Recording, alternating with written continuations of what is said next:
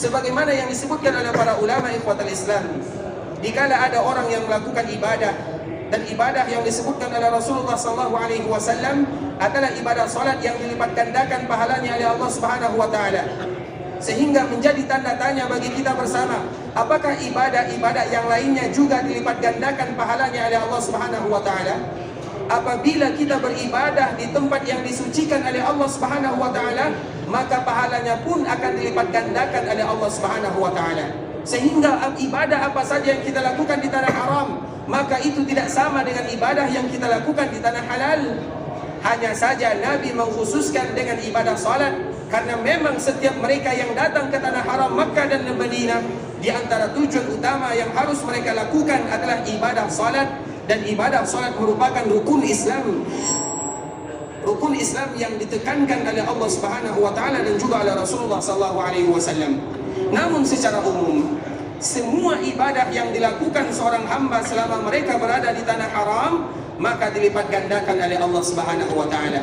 Namun harus kita ingat, sebagaimana ibadah dilipat gandakan oleh Allah Subhanahu wa taala, kalau seandainya ada di antara mereka yang melakukan ilhad, kezaliman, baik itu zalim kepada dirinya, zalim kepada orang lain, zalim kepada Allah Subhanahu wa taala, dan itu makna daripada kezaliman.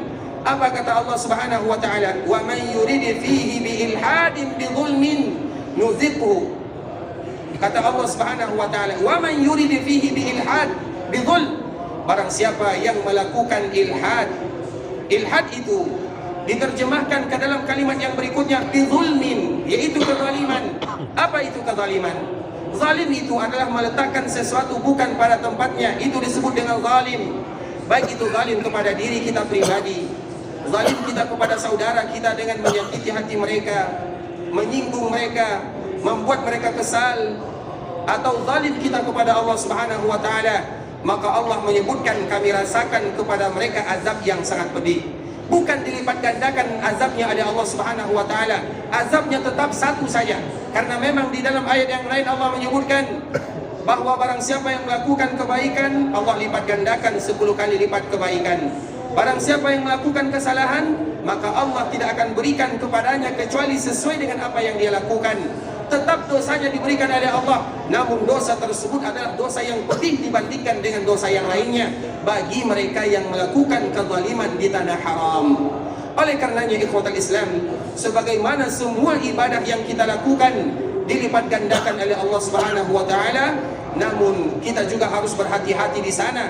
Jangan kita sengaja melakukan dosa dan kesalahan, terutama selama kita berada di tanah haram, haram Makkah ataupun haram Madinah. Walaupun sebagian para ulama mengkhususkan ayat ini adalah ayat yang dikhususkan oleh Allah di haram Makkah, namun bagaimanapun Madinah juga tanah haram, yang kita berhati-hati di sana.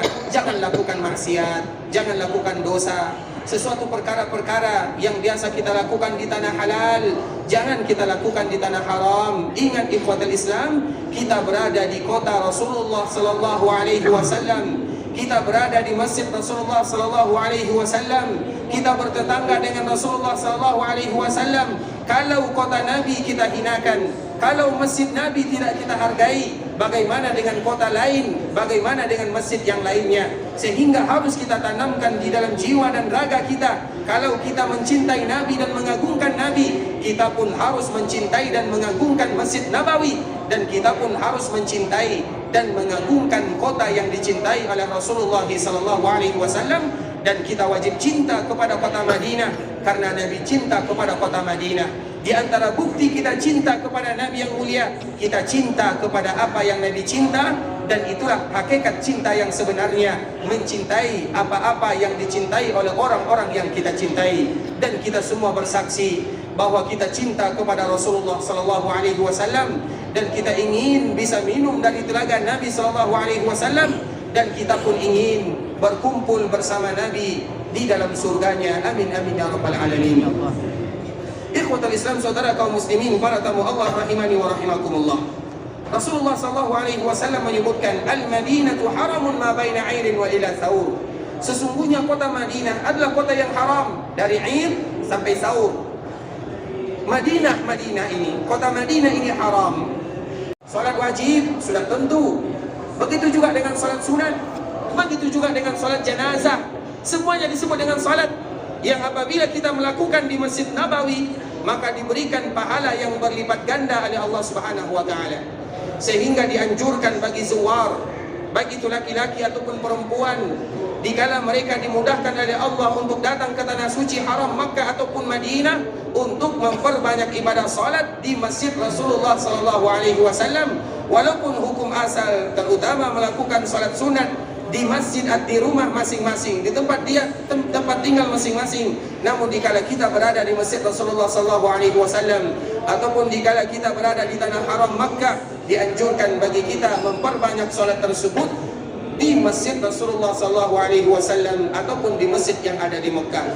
Mulai dari salat sunat fajar yang pahalanya sama dengan dunia dan seisinya, belum lagi salat sunat syuruk 2 rakaat yang pahalanya sama dengan orang mendapatkan ibadah haji yang sempurna.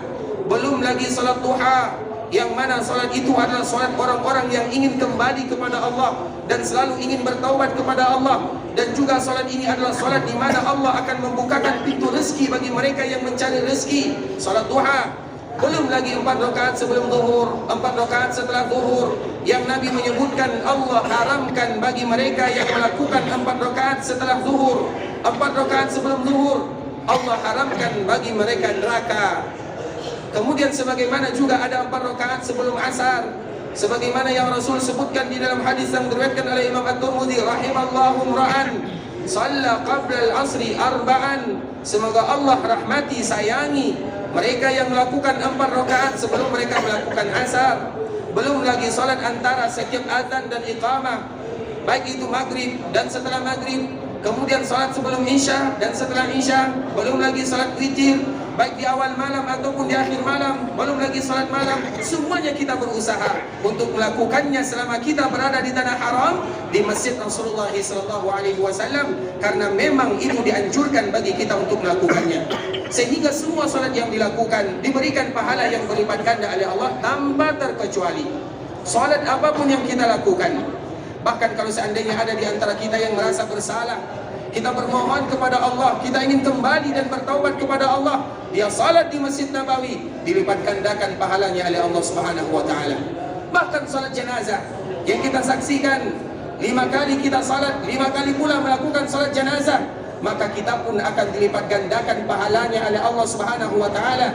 Sehingga apabila diumumkan oleh muadzin as-salatu 'alal mayyit atau as-salatu 'alal amwat, maka hendaklah kita berdiri ikut takbir, 4 takbir bersama imam, karena itu disebut dengan ibadah salat yang mana kita akan dilipat gandakan pahalanya oleh Allah Subhanahu wa taala melebihi 1000 kali lipat kalau kita salat di tempat yang lainnya.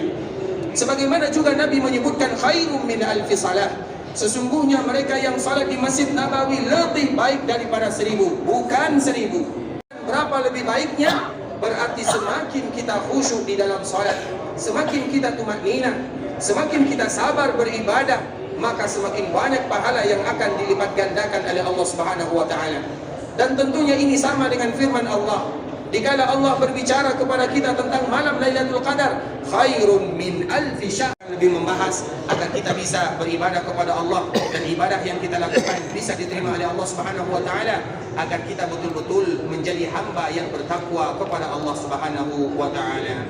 Ikhwatul Islam, saudara kaum muslimin, para tamu Allah rahimani wa rahimakumullah. Sebelum kita menutup pembahasan kita pada malam hari ini, kita akan bacakan beberapa pertanyaan. Dan kami selalu mohon maaf kepada kita semuanya karena waktu untuk menjawab pertanyaan tidaklah banyak, sehingga kita hanya bisa kadang-kadang menjawab pertanyaan 1, 2, atau 3 saja. Sehingga bagi kita yang bertanya dan belum dijawab pertanyaannya, kami mohon maaf. Sebagaimana juga kami mohon maaf kalau seandainya kata-kata yang kami ucapkan ada kata-kata yang salah, karena memang yang benar dari Allah dan yang salah dari diri kami pribadi karena kurangnya ilmu kami, karena kebodohan dan kejahilan kami, dan kami mohon maaf kepada kita semuanya. Ikhwatul Islam, saudara kaum muslimin, para tamu Allah rahimani wa rahimakumullah. Sebelum kita membacakan beberapa pertanyaan, ada beberapa jemaah kita atau saudara kita yang akan pulang ke kampung halamannya dan kita berdoa kepada Allah Subhanahu wa taala. Semoga Allah Subhanahu wa taala menerima amal ibadah mereka. Semoga Allah menjadikan haji mereka adalah haji yang mabrur. Semoga Allah menjadikan sa'i mereka adalah sa'i yang masykur, dan semoga Allah pulangkan mereka berjumpa dengan sanak famili saudara dalam keadaan sehat walafiat.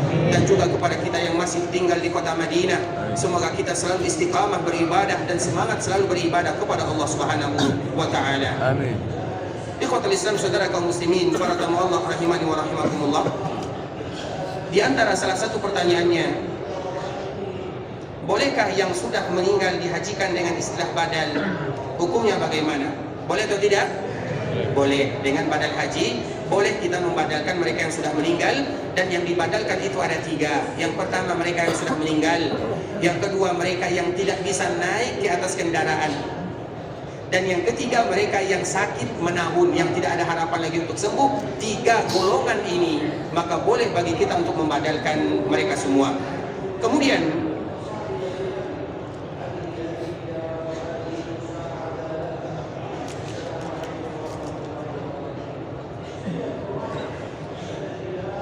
apakah pahala lebih daripada 100.000 hanya untuk ibadah salat? Lalu bagaimana dengan ibadah yang tidak dilakukan di tanah haram, seperti atau yang dilakukan di tanah haram seperti puasa dan sedekah? Apakah juga dilipat gandakan oleh Allah Subhanahu wa taala? Sudah dijawab atau belum? Ya. Dilipat gandakan atau tidak? Dilipat. Semua ibadah yang kita lakukan pasti dilipat gandakan oleh Allah, di tanah haram atau di bukan tanah haram.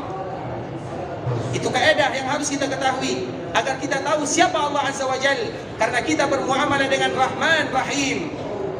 Bukankah Allah menyebutkan di dalam surah Al-An'am, "Man jaa'a bil hasanati falahu asyru amsalihha."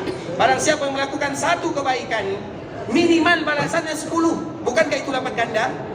Bukankah kita lihat di dalam surah Al-Baqarah Allah menyebutkan barang siapa yang melakukan kebaikan diberikan 10, dikalikan 100, dikalikan beratus-ratus. Bukankah itu lipat ganda dari Allah Azza wa Jalla? Itu di mana saja. Apalagi kalau seandainya di tanah haram Makkah dan di Madinah. Oleh karenanya ibadah pasti dilipat gandakan oleh Allah. Namun berapanya kita tidak tahu. Yang kita tahu khusus ibadah salat, karena itu yang disebutkan oleh baginda yang mulia sallallahu alaihi wasallam. Namun semuanya akan dilipat gandakan oleh Allah Subhanahu wa taala. Berapa? Itu dikembalikan kepada kualitas ibadah kita sesuai dengan keimanan dan ketakwaan. Sebagaimana tadi yang kita bahas, semakin beriman, semakin kuat keimanan, semakin kuat ketakwaan, maka semakin banyak pula pahala yang diberikan oleh Allah Subhanahu wa taala. Pertanyaan yang berikutnya, apakah boleh setelah tawaf wada kita kembali ke hotel untuk istirahat, tidur, mandi, makan dan yang lain-lainnya? Boleh atau tidak? Nah, ini berbeda ulama nih. Ada yang mengatakan boleh, ada yang mengatakan tidak. Mana yang benar? Ikhwatul Islam, Rasul menyebutkan sallallahu alaihi wasallam, jadikan akhir daripada pekerjaan kalian dikala kalian melakukan manasik, terutama haji. Jadikan akhir daripada perbuatan kalian sebelum kalian meninggalkan haram Makkah adalah tawaf wada. Sehingga tawaf wada itu disebutkan oleh para ulama hukumnya wajib, kecuali bagi 2 sifatnya, wanita yang haid ataupun nifas. Gugur bagi mereka kewajiban tersebut. Sedangkan bagi mereka yang tidak ada di sana atau secara umum wajib hukumnya, dan itu adalah amalan yang terakhir. Setelah itu kita meninggalkan tanah haram. Ustaz, bagaimana kalau seandainya kita istirahat? Ada istirahat, ikhwatul Islam, kita harus membedakan. Ada istirahat yang disengaja, ada istirahat yang tidak disengaja. Bagaimana istirahat yang disengaja, Ustaz? Istirahat yang disengaja, setelah dia tawaf, dia betul-betul sengaja pulang ke hotelnya tidur. Disengaja. Ada orang yang tidak disengaja, bagaimana bentuknya? Dia datang ke hotelnya, kemudian sambil menunggu bis, karena kita tidak tahu bis kapan datang, karena kita terikat dengan jadwal.